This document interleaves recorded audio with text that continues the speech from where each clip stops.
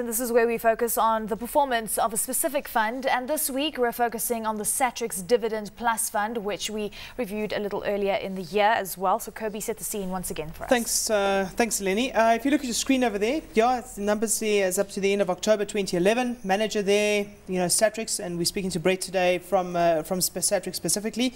Formation date is August 2007, so we haven't got a massive track record, but we've got at least 3 years worth of numbers we can look at.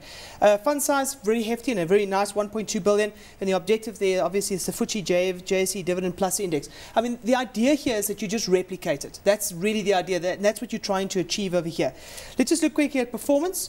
You'll see two lines over there. One is what's called STX DIV, and that's the code for the Satrix Dividend Fund, and then the index it's trying to replicate is what is called the JSE or the FTSE JSE Dividend Plus Index. Now you can see there's slight underperformance here relative to the actual index, and I think there's two things you need to take into consideration here. Firstly, there's a fee that's getting charged for the Satrix Dividend Plus Fund, and obviously the second thing you need to take into consideration is how the dividends are reinvested specifically. Remember, what it's trying to achieve over here is actually just the index, the price index, rather than the dividend that gets reinvested on a continuous basis. So I've actually inflated, in this case, the benchmark or the index numbers that you're seeing on this side over here.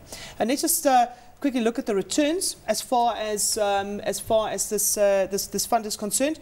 You can see that the blue bars indicate the actual returns for the fund over time, but it's relative to the index. So you can see it's actually quite flat over time. You're not seeing a massive outperformance or underperformance because it's trying to track. That's in essence what it's trying to do. And then on the other side, you see the rolling returns. And these are the rolling, what we call the rolling 12-month returns, specifically for the Dividend Plus Index. And you can see that it's clearly battling because markets are battling at the moment on the rolling 12-month basis, but it can do fantastically well on the back end of that.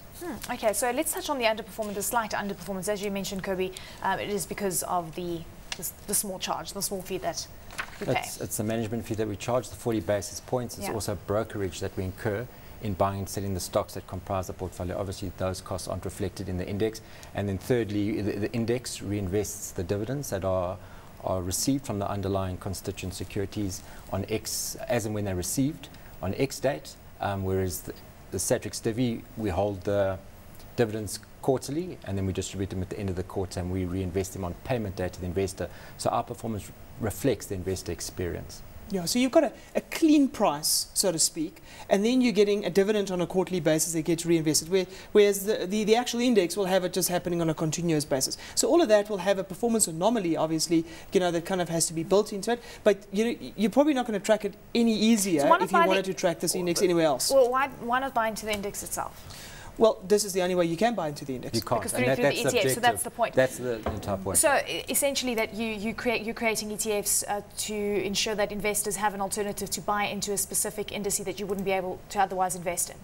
Well, it just gives an option to actively manage funds that you're getting the performance of the index. You don't have to worry, am I going to choose an active manager who's going to underperform their benchmark? You know what you're getting. You're getting pure beta exposure, the performance of the index less those low fees. You see the thing, I think what Divi Plus for me tries and achieves is just the methodology again around this. There's 30 stocks within the Divi Plus fund, and in essence those 30 stocks are on a biannual basis are reweighted. And what it does on a reweighting basis is it looks on a 1-year forecasted basis, and it tries and understands what is the forecasted dividend yields for various stocks, and it tries and buys those that are off what we call the most lowly ranked stocks, so to speak, and the highest dividend yields. So therefore, if you want to capture the value effect in the market, and that's what you're after, this is probably one of the purest ways that you could potentially capture that. And hence, Ronan always says on the show, most managers are value managers. If you want to capture a value effect, this is probably, without having a qualitative overlay,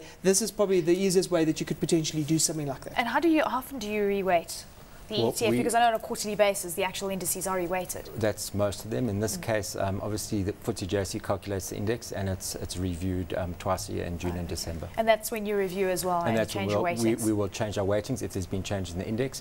We also obviously on a monthly basis rebalance to bring it back in line with the weightings of the index. I mean, let's just quickly look at maybe just another graph as far as value and growth is maybe concerned in the market.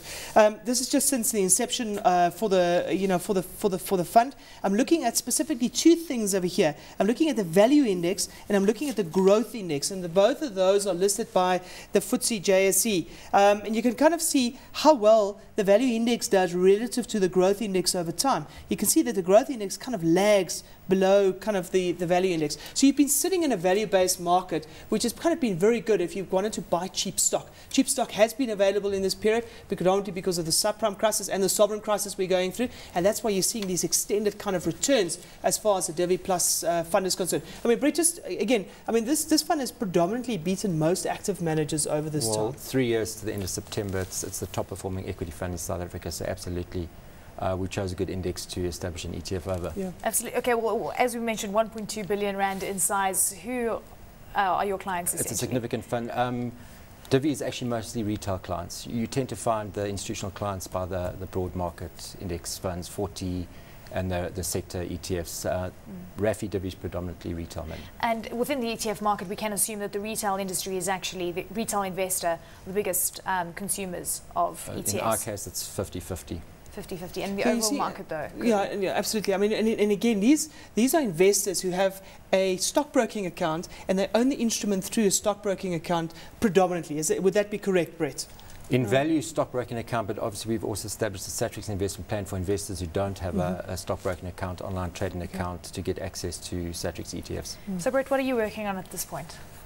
All asset classes. So you'll see Satrix expanding from equity-only products to products offering investors exposure to all asset classes. And when can we expect that then to come online? Probably first quarter of next year. First quarter of next year. Okay, last comments, gentlemen. From you, Cobie. I think ETF space. I think the future of the ETF space for me is about firstly accessibility. That's the first thing, investor accessibility, and secondly, like Brett said, having more tools available, and then for people to understand how to actually combine these tools in order to achieve very specific objectives that they set for themselves. Brett, last comments. Yeah, I think Satrix Divi, top performing fund in South Africa over 3 years. Diverse your passive holdings, hold other Satrix ETFs, Satrix 40, and specific sector performance through the Satrix Fini India and Resi.